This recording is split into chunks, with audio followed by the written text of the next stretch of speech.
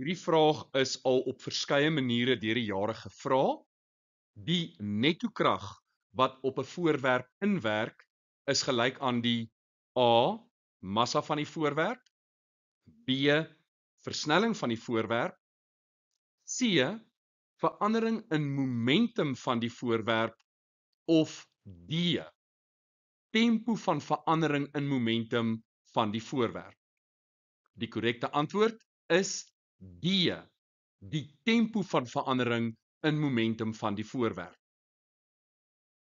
Volgens Newton se tweede wet is die netto-krag gelyk aan die massa van die voorwerp maal met die versnelling van die voorwerp.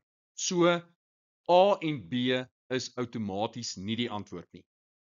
C en D verwys na die verband tussen netto-krag en momentum. Nou dink aan jou vergelyking van die impuls. Dan weet jy dat die netto-krag maal met die verandering in tyd is gelyk aan die verandering in momentum. So die netto-krag is gelyk aan die verandering in momentum gedeel deur die verandering in tyd. En dit is D, die tempo van verandering in momentum van die voorwerp.